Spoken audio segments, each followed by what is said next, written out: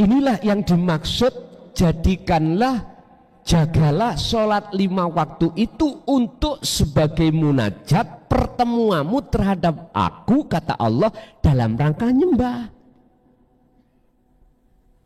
Ini jarang Pak Bu. Ilmu ini jarang dididikkan kita sebagai umat Islam.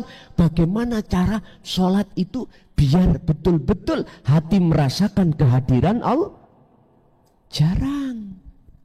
Paling yang sering kita bahas dan kita temukan dalam pengajaran masalah sholat, bagaimana bacaan yang benar, syarat sahnya sholat secara syar'i, rukun sahnya sholat secara syar'i, itu kebanyakan jasmani. Tapi sedikit sekali yang mau menerangkan dan membahaskan secara hati atau ruhaniyah, bagaimana ketika sholat itu betul-betul hati ada satu kesadaran kalau Allah itu dekat, kalau Allah yang menggerakkan. Jarang sekali.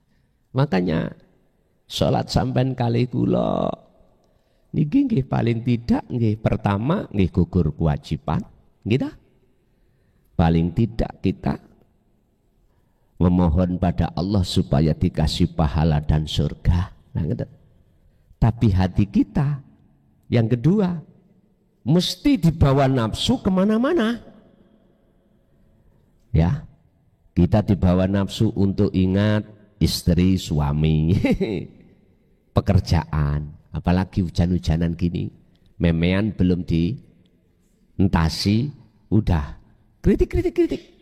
Langsung pada saat itu mesti sampai kali, oh iya memeani, aku di pawan terno, nggih. Begitulah kita. Makanya ini yang saya tunggu-tunggu, Bu. Semoga ada baik dari kalangan keluarga kita, ustadz kita, mau membahas dan mengajarkan terhadap hati kita bagaimana cara sholat bisa betul-betul khusyuk pada Allah bagaimana.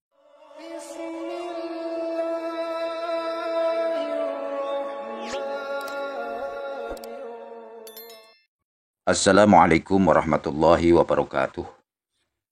A'udzu billahi minasyaitonir rajim. Bismillahirrahmanirrahim. Alhamdulillahirabbil alamin wassalatu wassalamu ala sayyidina Muhammadin wa ala alihi wa sahbihi ajma'in, amma ba'du.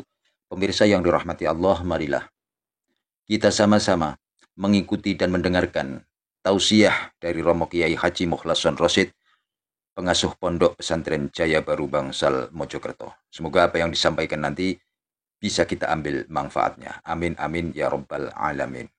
Bismillah, alhamdulillah, la haula wa la quwwata illa billah.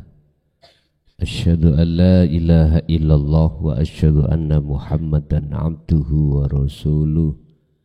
Allahumma salli wa sallim wa barik alaihi wa ala alihi wa ashabihi ajma'in. Qala Allahu ta'ala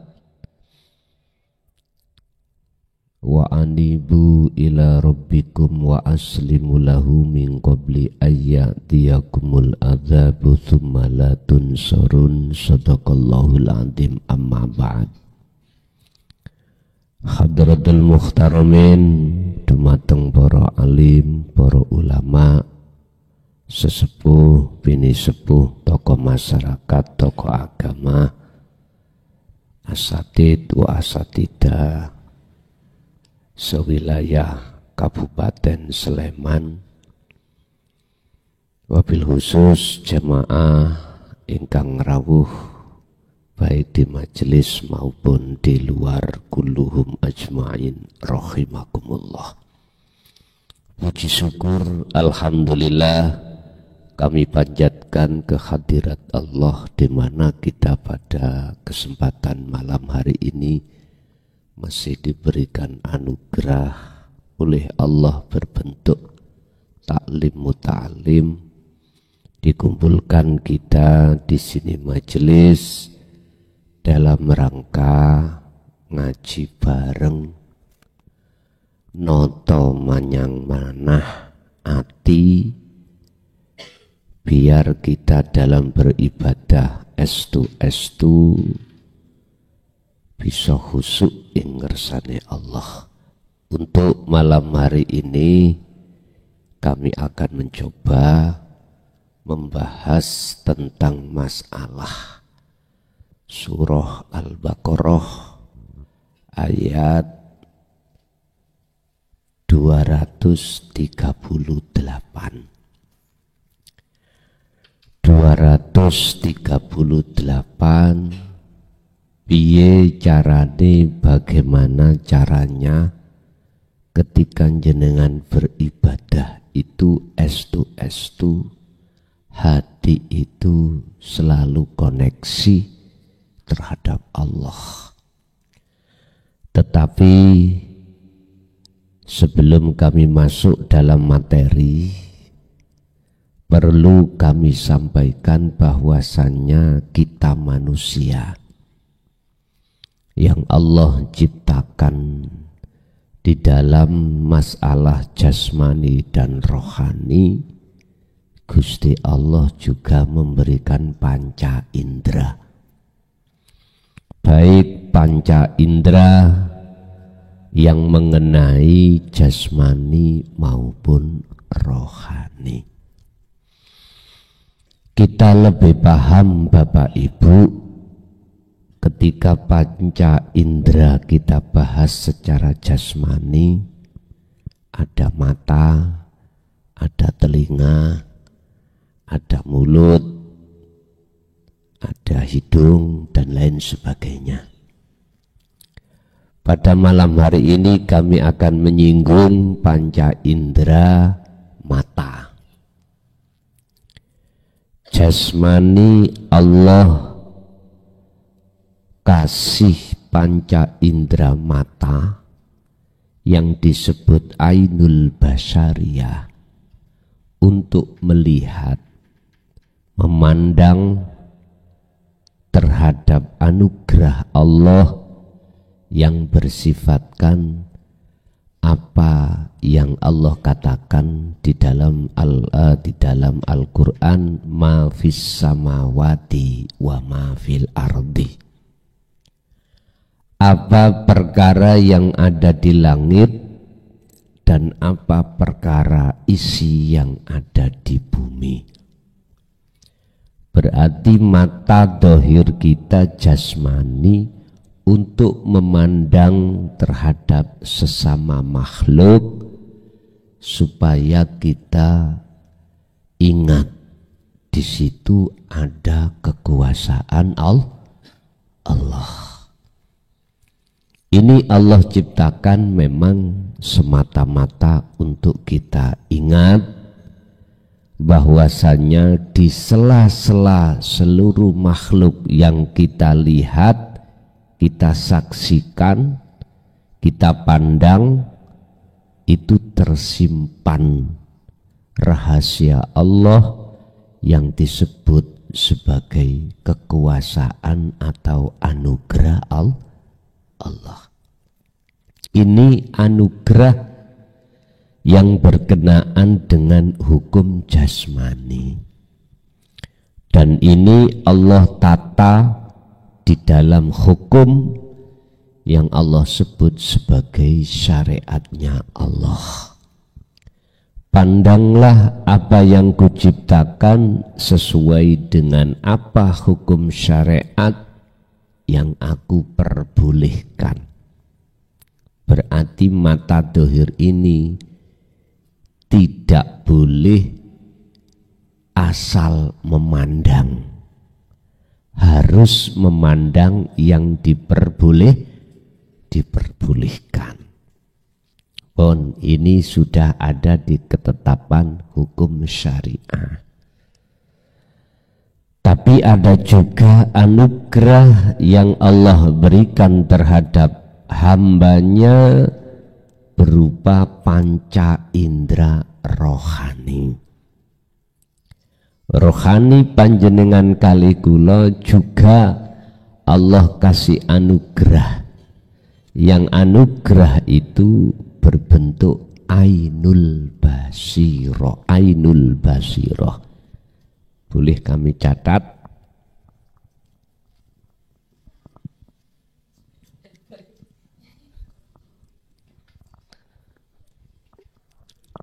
Mboten napa-napa. Ainul Basiroh ini mata ruhaniyah yang sering kita sebut sebagai mata hati.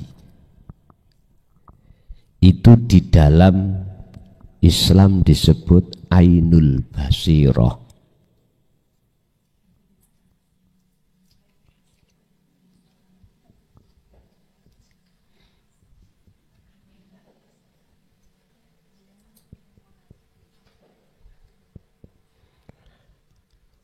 Ainul Basiroh ini mata hati. Kalau Ainul Basariyah, Basariyah iki mata jasad. Pun apa maksud Allah memberikan terhadap hambanya Ainul Basiroh? Yang kedua, itu semata-mata untuk bisa dijadikan oleh hamba bersaksi, melihat, memandang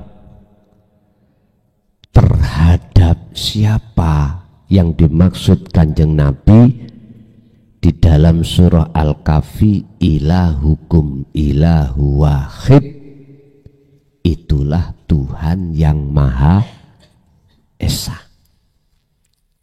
Cara Islam Allah. Kalau tadi mata zahir jasmani itu untuk memandang makhluk, supaya kita akan ingat di situ ada kekuasaan Allah, ada anugerah Allah, sehingga mata kita ketika melihat sesuatu yang bersamaan dengan makhluk, ini sesuatu hal yang tidak bisa kita ukur anugerah ini dengan hitungan rupiah. Coba umpama kedua mata kita diganti uang 10 juta diambil, mau enggak? Jelas enggak mau. Siapapun jenengan pasti enggak mau. Padahal ketika saat mata zahir bisa memandang sesuatu, itu seringkali kita enggak bersyukur pada Allah. Padahal itu umpama dinilaikan rupiah berapapun, saya yakin tidak ada yang mau. Kita yang bisa melihat diganti. Kamu saya ganti satu mata 10 juta, berarti dua mata 20 juta. Tak ambillah mata kamu, tak kasih 20 juta. Saya kira tidak ada yang mau. Leres Bu nggih? Itu pasti. Begitu besarnya nikmat Allah terkait masalah jasmani, belum lagi masalah panca indera, telinga, mulut, bisa berbicara, apalagi kesehatan yang lain. Nggak bisa kita ukur dengan ukuran berapapun, nggak bisa. Tapi mengapa kita umat manusia seringkali lupa dan tidak bersyukur? Alasannya cuman sederhana. Karena kita manusia ini masih belum mengenal dan mampu untuk memandang basiroh kita, mata hati kita terhadap sebenarnya siapa yang memberikan anugerah itu? Alasannya begitu. Coba kalau hati panjenengan kali kula, mata hati ini bisa memandang terhadap yang memberikan seluruh anugerah yang diberikan terkait jasmani ini, saya yakin jenengan pasti tidak ada waktu kecuali hanya bersyukur. La in syakartum la azidannakum wa la in kafartum inna azabi lasyadid. Jikalau kau mau betul-betul mensyukuri atas nikmat yang kuberikan, maka pasti akan kutambah nikmat yang kuberikan. Tapi sebaliknya, jikalau kau mengkufuri atas nikmatku, maka azabku yang amat pedih yang akan kuberikan. Bapak Ibu, urusan membahas anugerah panca indera jasmani yang Allah berikan, sebetulnya itu lebih mudah kita bersyukur kepada Allah daripada kita mensyukuri anugerah yang kedua, yaitu peninggal atau mata rohania kita. Ingat Bapak Ibu, anugerah yang kedua di sini adalah anugerah yang berkenaan dengan panca indera rohania. Satu aja, basiroh. Apa basiroh itu? Yang dimaksud mata hati, mata rohaniah untuk bersaksi pada Allah. Bagaimana sih yang disebut basiroh itu apa? Berangkat dari iman, Pak Bu. Yang disebut ainul basiroh, mata hati manusia itu adalah imanul haq, iman yang benar. Kata Kanjeng Nabi, iman yang benar itu jatuhnya ada di ihsan.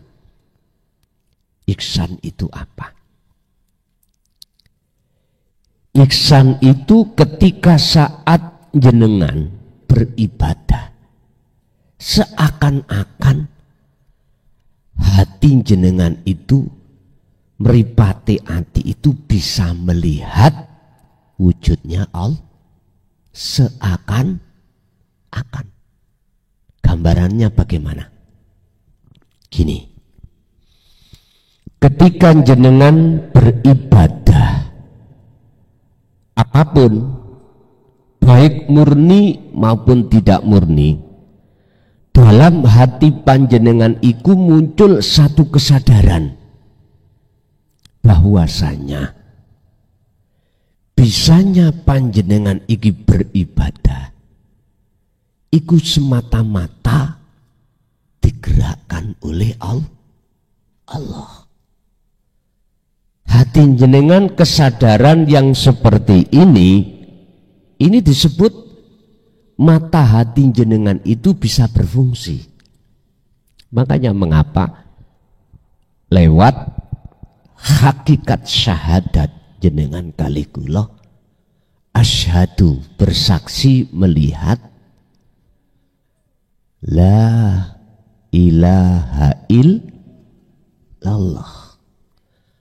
Mengapa jenengan iki asyhadu? Ketika asyhadu itu enggak boleh berhenti membaca la ilaha, wajib sampai ke ilallah. Niki yang memandang, yang bersaksi siapa? Ruhaniah. Ruhaniah jenengan. Kalau bahasa syariat lahir kita harus membaca asyhadu alla ilaha illallah. Prakteknya di hati jenengan harus muncul satu kesadaran, merasakan kehadiran wujudnya Allah dalam diri jenengan. Mana wujudnya Allah? Subhanalladzi asra bi'abdihi lailan. Dialah zat yang maha suci yang memperjalankan atas hambanya di tengah malam. Maksudnya, jenengan bisa bergerak ibadah apapun kalau hati jenengan ini sudah sadar dan meyakini kalau pergerakan ini yang menggerakkan adalah wujudnya Allah di dalam diri panjenengan yang disebut dialah zat yang maha suci. Berarti cara Jawane itu mbah sampean kalih kula dulu kedawuh ngenen. Yaiku ngger sing disebut urip kang sejati. Lah ngoten ta? Sing ana slirahmu, sing ana dirimu, sehingga menggerakkan dirimu bisa beribadah apapun. Kalau hati jenengan ini ada satu kesadaran dan merasakan kehadiran Allah dalam diri kita yang menggerakkan seluruh aktivitas panjenengan, berarti jenengan ini mripate ati iku berfungsi. Inilah anugerah yang paling mahal daripada anugerah yang lain. Sebab anugerah ini yang Allah maksud di dalam surat Al-Qasas ayat 77. Allah katakan, "Wabtaghi fima ataqallah darul akhirah." Raihlah, golekana, dapatkanlah fima ing dalem apa ataka kang nganugrahake ka ing sira sapa Allahu Gusti Allah. Raihlah anugerah yang Allah datangkan terhadap panjenengan kali kula. Anugerah yang mana? Disebut dalam ayat itu yaitu darul akhirah, negeri akhirat, negeri ruhaniyah. Inilah yang kumaksud ainul basirah sudah berfungsi. Jenengan ajeng sholat sebelum takbiratul ihram, bila mana hati sampan ada satu kesadaran merasakan kehadiran Allah di dalam diri jenengan yang segala-galanya, artinya Anda berdiri yang mendirikan Allah, rukuk yang merukukkan Allah, sujud duduk semua Allah. Bila mana hati sampan itu terlibat di dalamnya, sudah di zona ini, maka inilah yang dimaksud anugerah yang kekal. Sak gedene anugerah ora ono maneh kejaba anugerah pemberian Allah terhadap hati jenengan bisa merasakan kehadiran Allah. Niki yang disebut darul akhirah. Lalu wala tansa nasibaka minad dunya, anugerah di dunia jasmani tadi, bagiamu dunia jangan kau tinggalkan. Berarti jenengan ning dunya kali kula niki kudu menikmati apa anugerah yang Allah berikan berupa jasmani. Ketika kita menikmati dan kita tahu siapa yang memberikan, maka hati kita akan bersyukur. Umpama Pak Bu jenengan mata dohir tidak dikasih Allah anugerah bisa mendelok, melihat, sampean saged ndugi mriki kita mboten. Umpama anugerah Allah yang berhubungan dengan sifat sama, pendengaran, salon digowedekne tapi kita nggak bisa mendengar. Terus pundi? Apa ilmu yang disampaikan jelas jenengan gak kerungu, boten midhangetake, otomatis tidak akan paham. Sampai umpama kula ganti duit 5 juta, terus dipundhut Allah, pendengaran jenengan kira-kira mau boten? Boten. Makanya Pak Bu, kalau kita sering hati itu sadar kalau semua yang memperjalankan kita sebagai makhluk itu adalah Allah, maka disinilah yang disebut eling atau dzikir. Terus si wong Jawa bejo sing eling. Artine sak bejo-bejone wong sing paling bejo ora ana maneh kejaba ya kuwi wong sing eling nang Gusti Allah. Waktu sholat eling, sadar kalau semua Allah yang menggerakkan. Niki proses makrifat awal.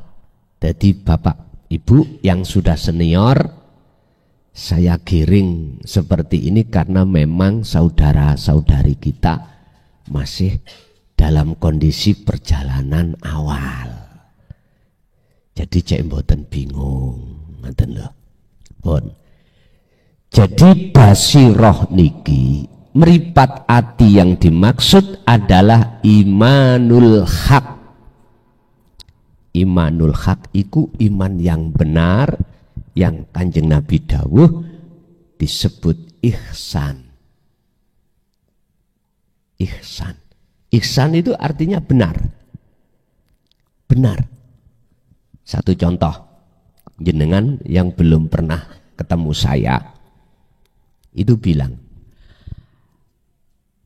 dibilangi teman, nanti di Jogja Sleman Jalan Mangga, napa Mi? Jalan Mangga nggih Mi? Nomor berapa? 57, 52. Itu ada orang namanya Mukhlason teko Mojokerto ngaji. Wis. Anggap aja jenengan tidak tahu wujud saya. Tahunya itu di medsos. Penasaran tak Bu? Penasaran. Ketika jenengan iki ada keimanan kalau hari ini memang betul-betul klason sing ngaji, bel nih lho Pak, klakson iki lak bel nggih. Mr. Bell yang mengaji, sampai berhubung belum ketemu saya, iman sampai ini belum dikatakan ihsan, belum. Kita umat Islam dikenalkan Tuhan kita oleh Kanjeng Nabi Muhammad yang diteruskan oleh para sahabat, sekarang tabi'ina sholihin, berhujjah Al-Quran, innallaha huwa rabbi wa rabbukum. Kita percaya Tuhan kita namanya Allah. Bentuk keimanan kita adalah tarkul ma'asi, meninggalkan perkara-perkara yang dilarang oleh Allah, amar ma'ruf nahi mungkar, menjalankan seluruh apa yang Allah perintahkan dan meninggalkan seluruh apa yang Allah larang. Ini konteksnya secara jasmani. Hukum syariat itu menata konteksnya jasmani.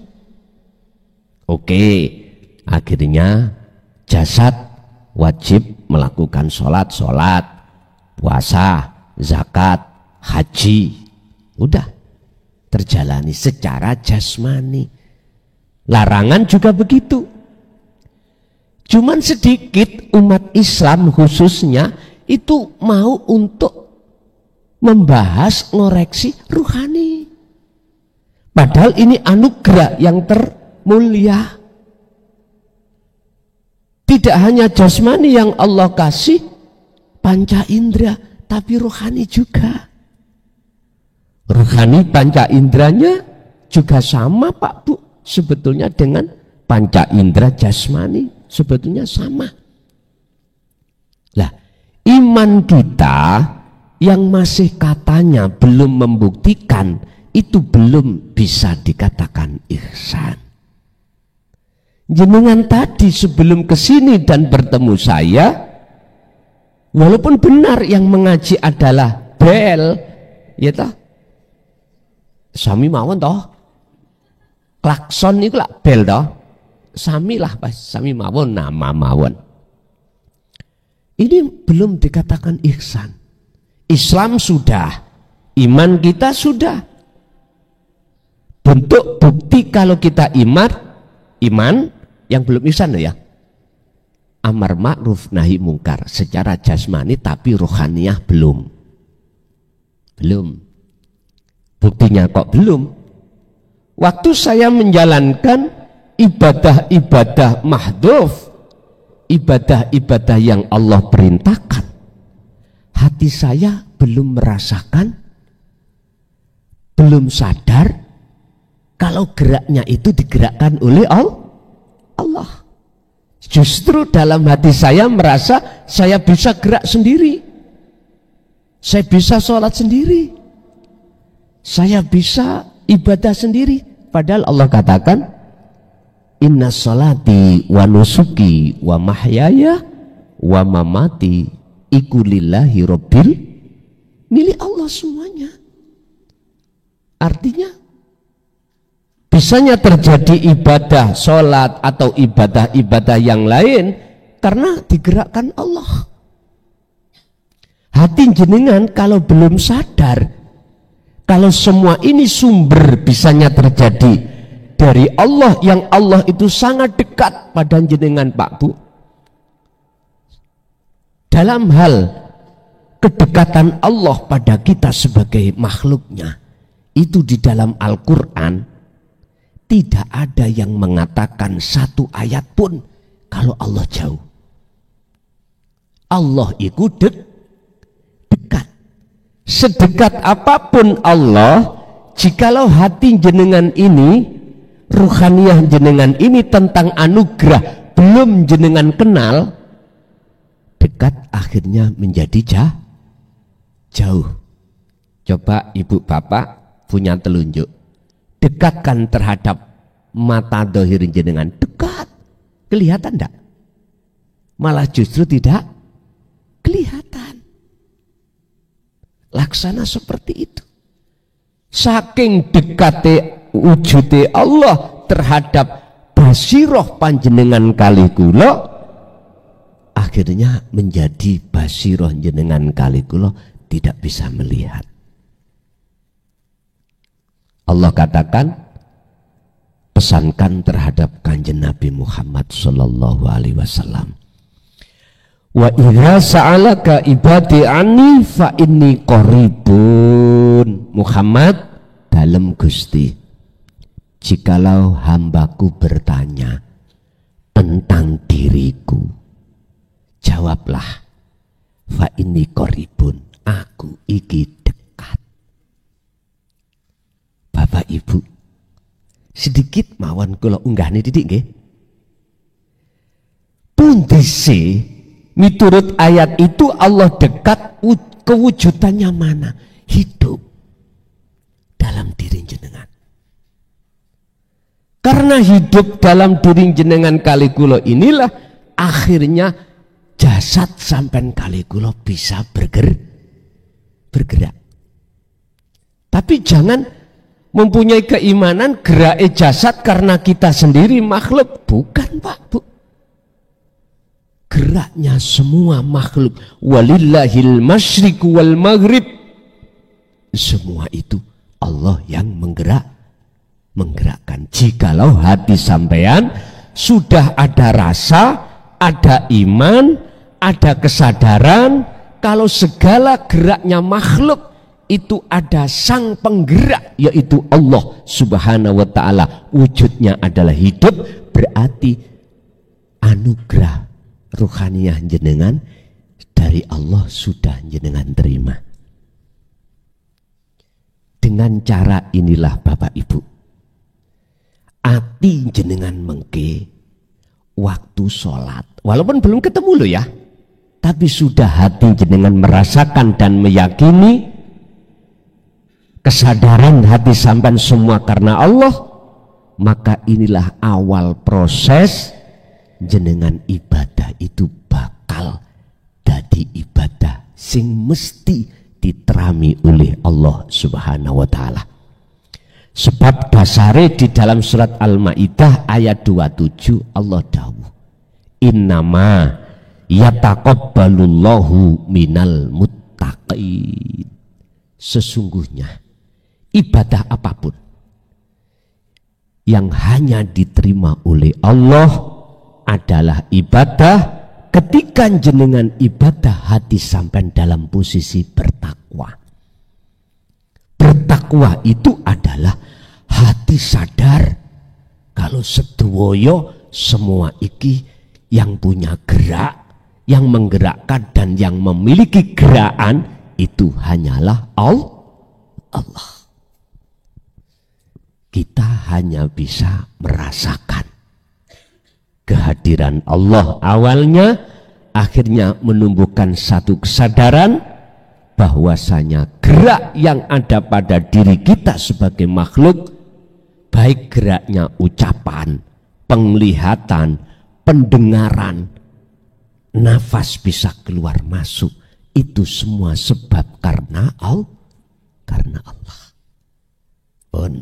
Apa hubungannya muqaddimah iki dengan surah Al-Baqarah yang mau kita bahas ayat 238. Inilah cara jenengan ini untuk menjadi hati yang bertakwa betul-betul terhadap Allah, sehingga segala amal ibadah secara jasmaniah itu dikomando oleh ruhaniyah sampean, sehingga bila mana komando rohaniah sampai selalu sadar semua Allah, maka nafsu itu tidak akan bisa masuk dalam hati jenengan. Otomatis waktu sholat, kalau posisi hati sampai seperti ini, nafsu nggak akan bisa masuk. Otomatis jenengan itu bisa akan menjalankan sholat dengan khusyuk. Bismillahirrahmanirrahim. Al-Baqarah 238 ayatnya. Hafidhu dong reksa sira kabeh, don jaga sira kabeh, alas sholawati ing atase pira-pira salat. Di situ ada kalimat as-sholawat, as-sholawati. Iki maknane sholat 5 waktu. As-sholawah jamak dari as-sholah. Nek as-sholah itu sholat satu. Nek as-sholawah berarti piro-piro atau banyak sholat. Maksudnya as-sholawah ay al-maktubah, sholat yang diwajib, berarti 5 waktu miturut versi agama Islam. Versi agama Islam di jalur syariah 5 waktu, zuhur, asar, maghrib, isya, subuh. Hafidhu, jagalah as-sholawati ing piro-piro salat ai al-maktubah, yaiku salat yang diwajibkan. Ini dilakukan dijalankan oleh jasmani. Wis, iki syariat. Makanya bicara jasmani itu karena hukum syariat. Apa tujuannya? Kita disuruh untuk menjaga sholat ini. Wama umiru dalam ayat lain. Surat apa nih? Wama umiru illa liya'budullaha mukhlisina lahuddin. Surat napa niku wis sampeyan doleki dhewe.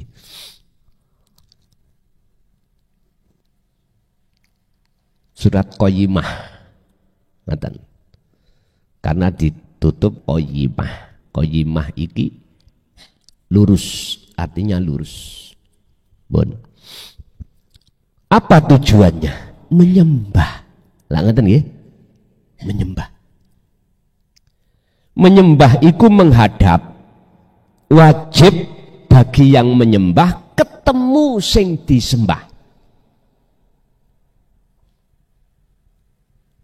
Ini namanya nyembah.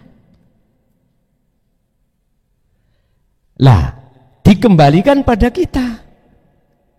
Waktu kita sholat, makanya ayatnya itu hafidu ala sholawah, menjaga. Tidak hanya sekedar melaksanakan atau mengerjakan, tapi menjaga. Jagalah hatimu, jangan sampai kau menyembah selain Allah. Pada saat jenengan iki jasmani melakukan sholat 5 waktu. Wama umiru lan ora den perintah sira kabeh illa kecuali liya'budullaha, kecuali hanya menyembah pada Allah. Posisi yang dikatakan nyembah itu adalah asyhadu alla ilaha illallah. Hati jenengan, ruhaniyah jenengan harus bersaksi memandang terhadap wujudnya Allah. Pundi gambarani kalau dikatakan memandang wujudnya Allah, dalam hati sampean sudah ada kesadaran, merasakan, mengimankan bahwasannya olehnya Anda bertakbiratul ihram, Anda rukuk, sujud, duduk, semua aktivitas dalam sholat itu bisanya terjadi semata-mata sumbernya dari Allah. Kesadaran hati yang seperti itulah yang disebut sebagai asyhadu, itu bisa sampai pada illallah. Saya bersaksi sesungguhnya tidak ada Tuhan yang wajib kusembah kecuali Allah. Berarti pengenalan sampan kali kula datang Tuhan kita Allah tidak cukup sebatas nama. Kita harus paham, kenal Allah juga sifatnya. Besok bulan depan akan kami bahas tentang masalah sifat-sifat wajib Allah, mohal Allah, jaiz Allah. Pengenalan niki namung kula serempetno sok tak mencolot didik. Supaya besok iku sampean bahas menerima bab masalah sifat Allah itu mudah. Niki langsung tak pencolotkan, ya toh? Langsung wujudi Allah, yaitu hidup dalam diri jenengan. Asyhadu, saya bersaksi, maksudnya ruhaniyah sampean itu harus ada rasa, ada iman, ada kesadaran bahwasanya segala hal apapun atas diri kita itu yang menggerakkan adalah Allah. Buktinya wujud Allah hidup dalam diri kita. Kalau tidak ada Allah, kita nggak akan pernah bisa hadir di sini majelis. Wis. Inilah yang dimaksud, jagalah sholat 5 waktu itu untuk sebagai munajat pertemuanmu terhadap aku, kata Allah, dalam rangka nyembah. Ini juarang Pak Bu.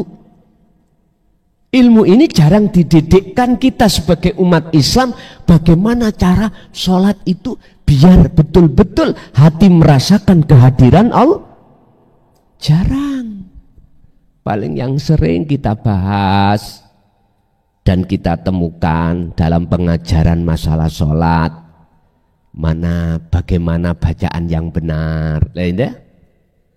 Syarat sahnya sholat secara syar'i, rukun sahnya sholat secara syar'i, itu kebanyakan jasmani, tapi sedikit sekali yang mau menerangkan dan membahaskan secara hati atau ruhaniyah, bagaimana ketika sholat itu betul-betul hati ada satu kesadaran kalau Allah itu dekat, kalau Allah yang menggerakkan.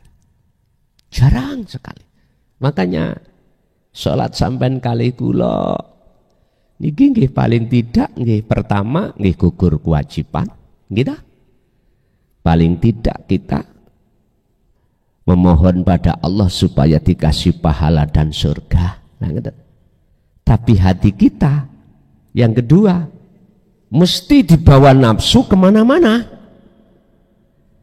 Ya, kita dibawa nafsu untuk ingat istri, suami, pekerjaan, apalagi hujan-hujanan gini, memean belum dientasi, udah kritik. Langsung pada saat itu mesti sampai kali, oh iya memeani, aku dipawan terno, nggih. Begitulah kita. Makanya ini yang saya tunggu-tunggu, Bu. Semoga ada baik dari kalangan keluarga kita, ustadz kita mau membahas dan mengajarkan terhadap hati kita bagaimana cara sholat bisa betul-betul khusyuk pada Allah. Bagaimana masalahnya saya sendiri nggih tambah suwi umur tambah kathah nggih akhire yo game over lah ngoten nggih mate. Gak mungkin terus wong Kanjeng Nabi piyambak ae ngoten kok. Salah satu sahabat terdekat Kanjeng Nabi yaitu Sayyidina Umar yang tidak percaya kabar kalau Kanjeng Nabi wafat, ngamuk nih. Lah memang karakteris Sayyidina Umar itu orang keras. Gak menginginkan Kanjeng Nabi sedo, gak menginginkan Kanjeng Nabi itu lekas berangkat. Tapi apa dikata kullu nafsin dha'iqatul maut. Kanjeng Nabi sampun dawuh innama ana basalum mithlukum. Aku itu sama dengan kamu, sama manusianya. Haus ya minum air, lapar ya makan. Tapi ruh apa minum air kalau haus? Enggak. Lapar hausnya ruh itu karena ruh itu jauh dari Allah. Butanya mata hati kita dikarenakan kita sering lupa pada Allah. Itu yang menjadikan kebutaan hati kita. Pun Bapak Ibu, tetap kami berdoa muga-muga semakin zaman semakin tambah bermunculanlah generasi-generasi penyampai tentang masalah ilmu kerohanian untuk bisa betul-betul beribadah itu khusyuk ing ngersani Gusti Allah. Hafidu do jogo sira kabeh ala sholawati terhadap sholat 5 waktu untuk kau jadikan sebagai wasilah atau jalan munajat Anda bertemu Allah. Tapi fakta di lapangan oleh karena kita belum mengenal tentang ilmu tauhid, nggak bisa Pak Bu, hati jenengan iki bertemu Allah. Mboten saged. Ketemu ini malah urusan-urusan dunia. Yes, memang seperti itu. Inilah proses kita kalau kita itu memang betul-betul belum dikasih Allah anugerah yang bersifatkan darul akhirah ruhaniyah dalam surah apa tadi? Al-Qasas ya, ayat 77. Mohon. Selanjutnya habis as-sholawati maka di situ was-sholatil wusta. Ada terusnya. Was-sholatil wusta.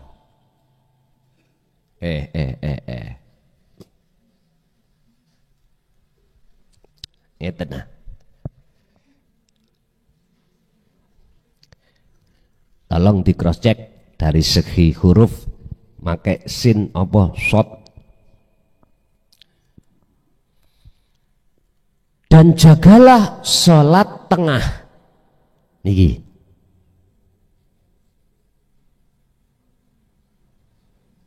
As-sholah itu jamak sholawat. Kalau sholat itu sholat tunggal, sholat satu. Al-wusta tengah, ini ulama sak dunyo. Sak dunyo loh, boten sak Jogja, boten. Sak dunyo. Itu khilaf. Al-wusta maknane tengah, ada yang mengatakan asar. Ada yang mengatakan maghrib. Padahal asar maghrib itu sudah masuk as-sholawah. Menurut kami, ulama sakdunya belum ada yang berani mengatakan was-sholatil wusta itu adalah sholat yang terjadi pada ruhaniyah. Karena ketidakmampuan kita sebagai ulama masuk di dalam tafsir mutasyabihah. Niki persoalannya. Sebab tafsir itu yang tahu cuman Allah. Karena pandangan basiroh kita itu belum dibuka oleh Allah, dikarenakan kita tidak mau menerima anugerah akhirat tadi. Ini persoalannya. Nyun sewu, was-sholatil wusta, mohon izin, ini saya terjemahkan sholat yang dilakukan oleh ruhaniyah. Kalau as-sholawat 5 waktu itu sholat yang dilakukan oleh jasmaniyah. Mohon maaf yang pernah ngaji ning Romo ilmu sejati itu namanya wahwa as-sholatun daimun, sholat daim. Kalau kita bicara sholat daim, sholatnya ruh 24 jam Pak Bu, bukan 5 waktu aja. Lu kok bisa? Pundi hujai sampean goleki ning surat nopo, tak wacakno ayati ngeten. Wa ma khalaqtul jinna wal insa illa liya'budun. Surat apa? Ad-Dzariyat ayat 56. Ad-Dzariyat ayat 56. Allah dawuh, aku tidak menciptakan jin dan manusia kecuali hanya untuk jenengan kali kula 24 jam. baik keadaan sadar atau tidur, nafas sampai niku kan terus berjalan toh. Wajib jenengan kali kula nyembah Allah. Wajib. Tidak hanya 5 waktu saja. Ini kalau saya bicara wassolatil wusta lo ya. 24 jam. Saya katakan sholat tadi adalah nyembah. Dikatakan nyembah yang benar, yang menyembah harus ketemu yang disembah. Bab masalah ketemu niki tahapannya beda-beda Pak. Bab masalah makrifat pada Allah tingkatan kita sendiri-sendiri. Tingkatan makrifat nyembah yang benar yang paling rendah adalah fa'ilam takun. Jikalau kau tidak bisa melihat Allah, ihsan loh, ini masalah ihsan. Ya kau harus merasa selalu dilihat oleh Allah. Berarti jenengan merasa geraknya kita itu hanya digerakkan oleh hati sadar. Di situ berarti inilah makrifat yang paling rendah. Ini cara sampean ikut untuk menyembah dengan benar. Dan ini proses. Walaupun belum dikatakan makrifat yang kafah sempurna, ya otomatis ada prosesnya dulu. Ada yang digerakkan, ada yang menggerakkan. Berarti masih ada 2. Kita yang digerakkan sebagai makhluk, Allah yang menggerakkan sebagai kholik. Itu ada dalam hati kita. Ini ihsan yang paling rendah, makrifat yang paling rendah. Untuk menanamkan kondisi hati yang seperti itu harus sampai sering sekali beraktivitas apapun lewat nafas ini merasa selalu dikeluar dan dimasukkan oleh Allah. Ngoten niku ada yang jawab ngene. Napa kober ta? Apalagi di saat saya itu kerja. Nggih? Nek masalah waktu sholat sih harus bisa. Tapi andai kata di luar sholat, waktu jenengan kali kula ngerumpi, waktu jenengan kali kula tandang gawe kerja, bisakah kober tah? Lah ngeten nggih? Jawabane ngeten. Awal itu wangel Bu Pak. Susah, sulit. Jatuh bangun. Tapi jikalau jenengan ini tidak ada kata putus asa, kata Allah, ya ayyuhalladzina amanu dzkurullaha dzikron katsiron, terus meneruslah kau ingat padaku, berzikir padaku. Itu tadi. Maka dengan begitu yang asalnya susah, sulit, sukar, gak kober, akhirnya dengan sendirinya jenengan iki sambung dengan sendirinya. Dicoba aja. Kulon dhisik tahun 74 niku, tahun 74 diwajibno abah niku dzikir sir ning ati ngucap Allah Allah. 1 hari 1 malam 20.000. 20 ubik lah ngoten nggih. Itu untuk melatih. Memangnya kalau bahasa saya jangan jenengan hitung pun sak kobre ae. Sailing ae. Nyun sewu. Justru apa yang kusampaikan iki dzikir apa yang disampaikan abah saya terhadap saya luwih dukur jenengan iki. Nggih. Nek dulu saya itu hanya disampaikan dzikir siri. Sementara jenengan ini tadi saya sampaikan dzikir sirul asror atau dzikir rasa, kesadaran. Lah dzikir sir nanti ku sampaikan bulan depan. Jadi tak kelitung, telekung. Biar cepat sampean.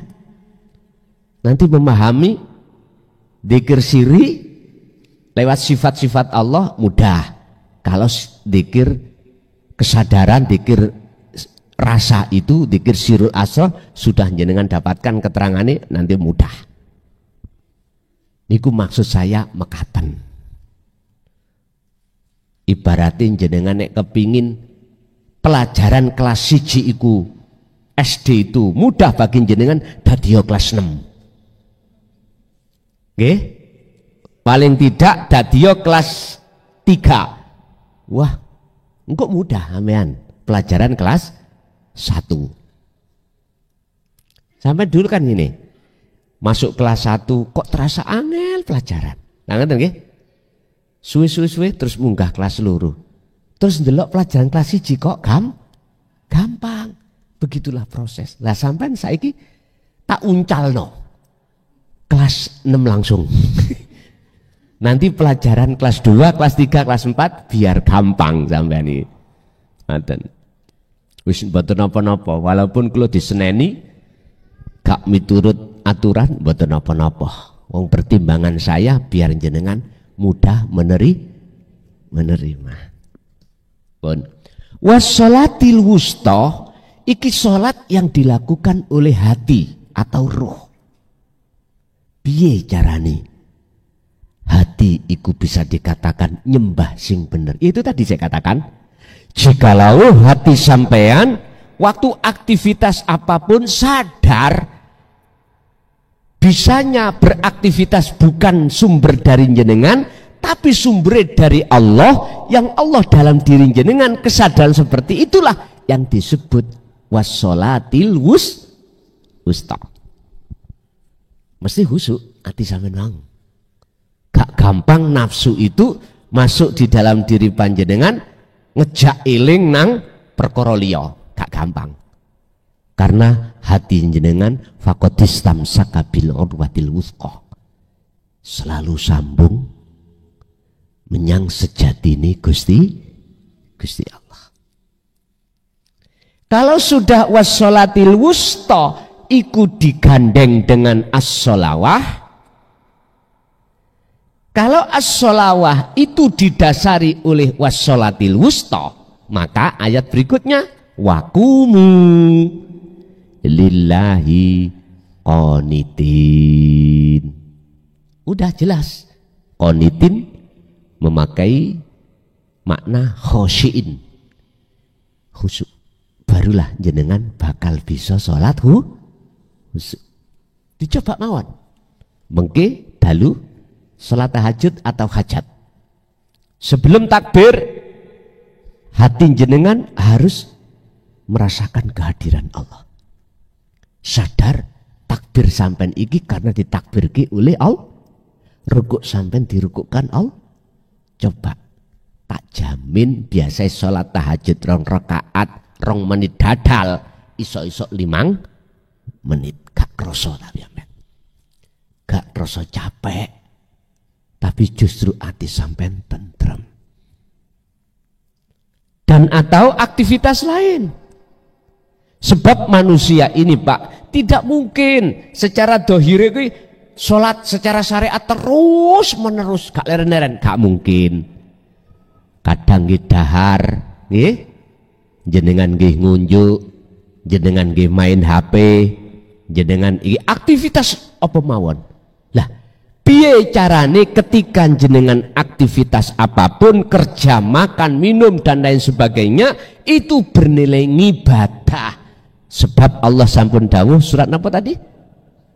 Ad-Dzariyat ayat 5:6. Wa ma khalaqtul jinna wal insa illa liya'budun, dan tidak aku ciptakan jin dan manusia kecuali hanya menyembah. Bagaimana aktivitas jenengan itu menjadi nilai nyembah di mata Allah? Itu maksudnya. Berarti jenengan hati harus selalu sholat daim, sholatil wusta. Kan mboten enten jungkar-jungkiri toh nek salatul wusta. Mboten enten. Jasad sampai aktivitas apapun tapi hati iku eling nang Allah, alias sadar kalau bukan kita yang bisa beraktivitas, yang beraktivitas yang bisa cuman Allah. La haula wala quwata illa billahil aliyil azim. Sifat kita makhluk itu tidak punya daya upaya untuk melakukan, bisa melakukan apapun, enggak. Kekuatan untuk melakukan apapun, enggak. Semuanya itu terjadi illa billah, semata-mata sumber datangnya dari Allah. Dari Allah. Bonek sadar kaya ngeten, berarti jenengan telah melaksanakan sholat wusta. Baru saged khusyuk. Bon, niki Bapak Ibu, ngajiku gak usah suwi-suwi. Sing penting cekak, nyun sewu, jelas, bisa diterima, lalu dipraktekkan. Mpun kata-kata siji ndamel ndas ngelu, loro meripat ngantuk, gitu. Lho nggih, jujur mawon. Kula eling, kula niki ngaos dateng Mbah Yai Fakih dulu itu ngaji maknani kitab saeling kula Fathul Muin. Jenenge suwe Mbah Yai ku ngaji. Sampai ngantuk kula. Pulpen dulu itu mboten kados sakniki. Pulpen dulu iku dicelup niku lho, Pak. Celup. Terus ditulis ngeten. Oh namine areng ngantuk, celup. Mbluwak bar ngantuk, gitu. Ya Allah. Tapi kula ikhlas. Ikhlas apapun yang diterjadikan Allah di situ, karena memang apapun alasannya saya tidak boleh membantah apa dawuh-dawuh guru Mbah Yai kula. Walaupun lama tetap saya ridho ikhlas. Walaupun ini kiwau melabar mboten apa-apa. Nah sekarang kula ubah sistemnya. Ngaji titik, cekak, jelas, paham, dilakoni, beres. Besok wulan ngarep ngaji maneh. Lha ngoten lho nggih. Pun Bapak Ibu, yang terpenting adalah materi yang kami sampaikan. Ada yang kurang paham bisa langsung bertanya di majelis. Pemirsa yang dirahmati Allah, begitu tadi uraian ilmu dari Gus Mukhlason Rasid. Semoga apa yang disampaikan tadi bisa menjadikan tambahan ilmu pengetahuan bagi kita semua. Dan semoga kita semua bisa mengamalkannya. Yang akhirnya apa yang kita amalkan tadi bisa menjadikan ibadah kita menjadi lebih sempurna. Demikian dari kami, kurang lebih mohon maaf. Wassalamualaikum warahmatullahi wabarakatuh.